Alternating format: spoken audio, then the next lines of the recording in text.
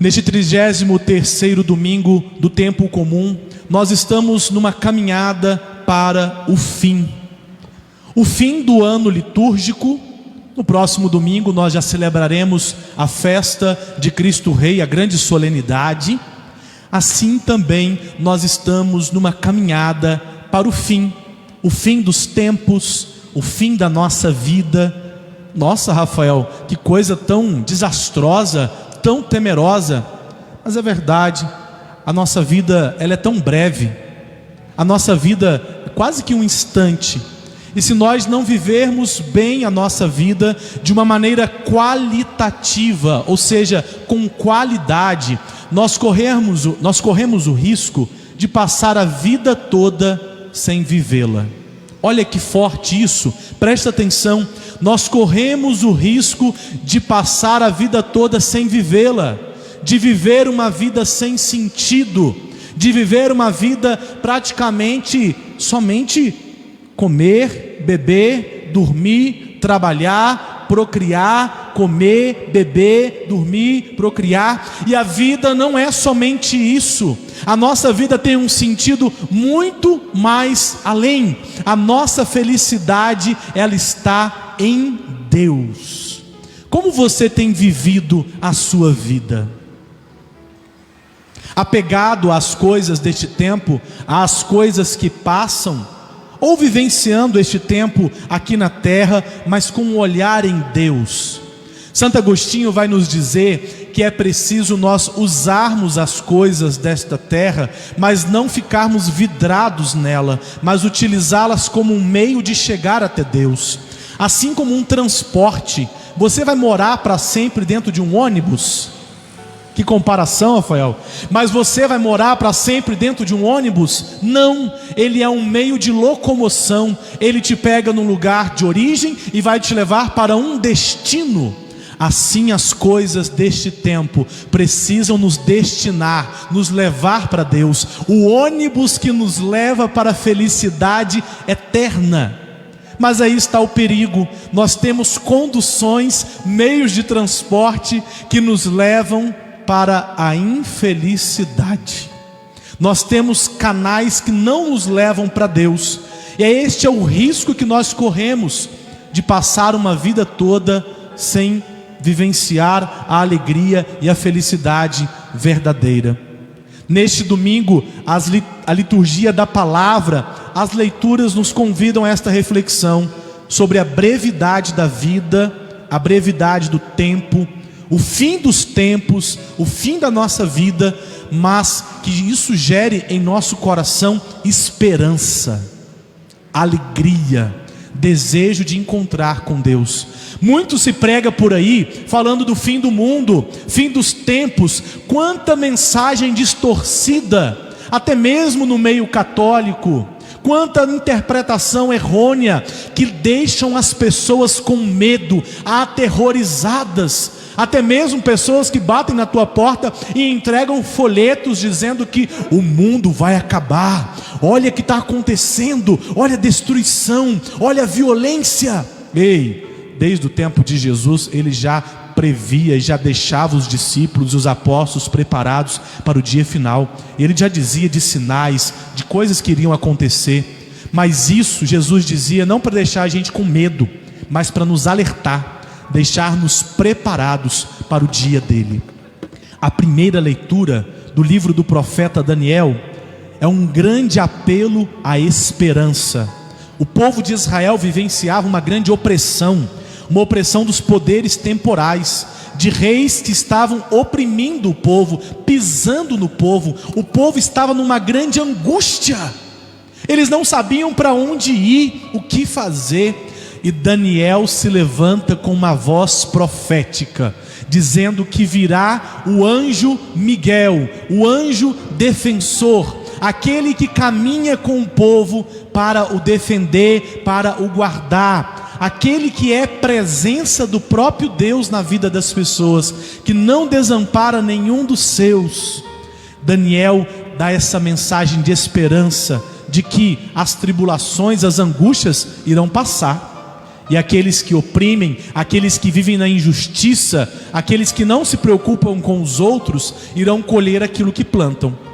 Nós iremos colher aquilo que nós plantamos, irmãos e irmãs. Se nós plantamos o bem, se nós plantamos o amor, o diálogo, a reconciliação, mesmo com as nossas misérias, porque a gente é fraco, a gente é pecador, mas se nós plantamos o bem, nós iremos colher o quê? Colher o bem. Mas se nós plantamos o mal, a rivalidade, a maledicência, a fofoca, a maldade, a destruição do outro, a divisão da família, da sociedade, do lugar onde você está, nós iremos colher isso, tudo de ruim. Então, concluímos que Deus castiga? Sim ou não? Deus não nos castiga, Ele deseja salvar-nos e salvar-nos sempre, porque Ele nos ama. Mas nós, mediante a nossa postura de vida, nós iremos colher aquilo que nós plantamos hoje. Por isso nós precisamos acordar, para nós estarmos preparados, mudarmos a nossa postura de vida. Se estávamos fazendo mal, é tempo de começar a fazer o bem. Se estávamos no pecado, é tempo de voltar para Deus, porque Ele nos acolhe, Ele nos perdoa, Ele nos dá a oportunidade de recomeçar. Se estávamos sendo instrumento de divisão, é tempo de ser instrumento de comunhão, instrumento de vida e não de morte. O Senhor nos dá a oportunidade de voltar para Ele. O final da leitura do profeta Daniel vai dizer que aqueles que vivem na virtude, aqueles que fazem o bem, eles brilharão. Uma comparação dizendo da recompensa de estar no livro da vida, de receber a recompensa de estar em Deus para sempre, da felicidade eterna. Por isso que eu digo que fazer o bem vale a pena. Amar, entregando-se para o outro verdadeiramente como oferta, vale a pena. Por mais que a sociedade, o mundo diga que é preciso ser dente por dente, olho por olho, por mais que até mesmo nós fazemos isso muitas vezes, vale a pena fazer o bem, vale a pena corresponder a nossa vida ao projeto de Deus. Por isso que, diante das angústias, das tribulações deste tempo, nós não podemos nos desesperar, porque o Senhor, Ele caminha conosco. E o tempo está chegando, o tempo de nós vivenciarmos a felicidade plena e verdadeira nele. No Evangelho, nós temos a oportunidade, numa linguagem apocalíptica, tal como Daniel também, Jesus dizendo para os discípulos, o fim do discurso, antes dele caminhar para a sua morte, sua crucificação e morte, Jesus dizendo para os discípulos, diante das tribulações que eles estavam vivenciando, perseguições também, Jesus diz para eles: o sol, a lua, as estrelas irão cair do céu.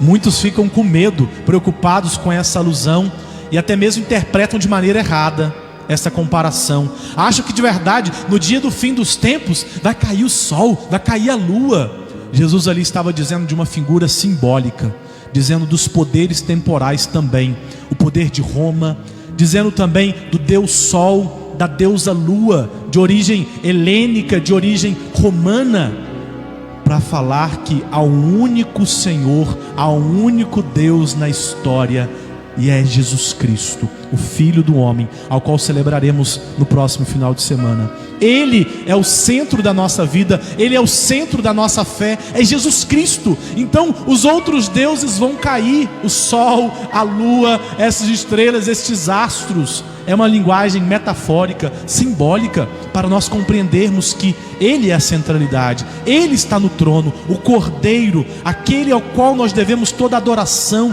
todo louvor e todo amor. Caminhando ainda no meio do Evangelho, Jesus vai dizer da vinda do Filho do homem.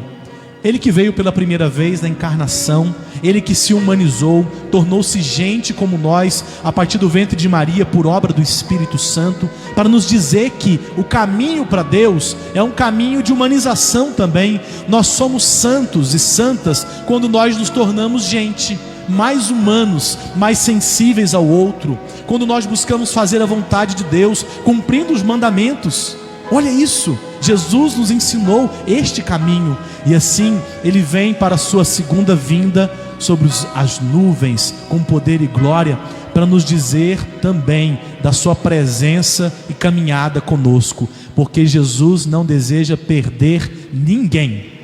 Ele não quer perder ninguém. Ele deseja salvar a todos e a todas. Por isso que na segunda leitura da carta aos Hebreus, ele é o sacerdote definitivo, o sumo e eterno sacerdote que ofereceu o sacrifício definitivo pela remissão dos pecados, pela salvação de toda a humanidade. Os sacerdotes da antiga aliança, eles ofereciam sacrifícios, mas tinham que fazer isso continuamente, oferecer os animais para a remissão dos pecados. Jesus não, ele colocou um ponto final.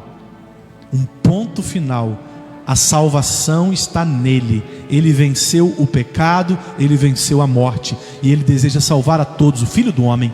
E mais ainda, continuando no Evangelho, Jesus vai dizer que assim como a gente identifica os sinais do verão, de acordo com uma planta que ela vai ficando mais verdejante, nós precisamos também identificar os sinais dos tempos. No sentido de que nós precisamos estar preparados.